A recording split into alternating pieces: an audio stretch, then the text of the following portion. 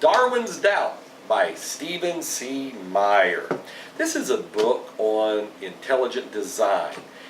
Stephen C. Meyer is a graduate from, I think, the University of Aberdeen in Scotland. Is that right? No, I think he actually got his degree in Cambridge University in the history of science and philosophy. My name's Steve Waldron, New Life Pentecostal Church, Albany, Georgia. He is the author of, Stephen C. Meyer is the author of Signature in the Cell, that very great selling book that talks about how information technology shows there has to be a creator. This is talking about Darwin's doubt. Darwin had several doubts when he wrote The Origin of the Species, and he plainly listed them. One of the doubts that he had was that in what's known as the Cambrian explosion, some people call it the Neo-Cambrian explosion, but in the Cambrian explosion you have this enormous amount of animals that come fully formed with no transitional species before them. And after them, they don't morph into anything else. As a matter of fact, there's 80% more animals in the Cambrian level than there is currently alive today. So you have many extinct species down there.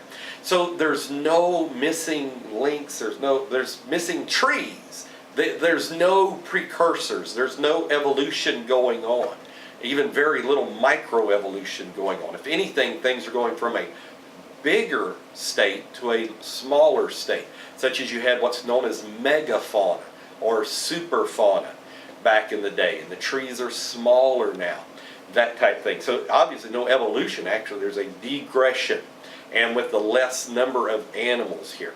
So Stephen Meyer, head of the Discovery Institute, he just takes that and says, okay, if you were just to look at the evidence without the presupposition of Darwinianism and of evolution, you would never come up with evolution. You would come up with spontaneous or instantaneous creation. Even that Harvard evolutionist Stephen Jay Gould saw this, and so he developed a theory of evolution that had great gaps in it, that evolution would go for a very long time and not occur, and then there would be what's known as hopeful monsters. Now that's his term, not the creationist term. That's their term, was hopeful monsters would just spring spontaneously, and there would happen to be a male and a female close enough to each other that could then reproduce. I tell you, that's the reason it takes more faith to believe in Darwin than it does to believe in God, because the evidence is all about God. So Stephen Meyer, this is a great book, just like Signature in the Cell. I just wanted to make people aware of this book, and evidence that Darwin could not explain away, has all type of scientific recommendations, scientists from all over the place. I think maybe one from the University of Georgia there, different things. The explosive origin of animal life and the case for intelligent design. Come on, Darwinians, just fall on your knees. Do like Lew Wallace. Ben-Hur's coming back out. Do like Lew Wallace and cry out, say, my Lord and my God. There's a creator.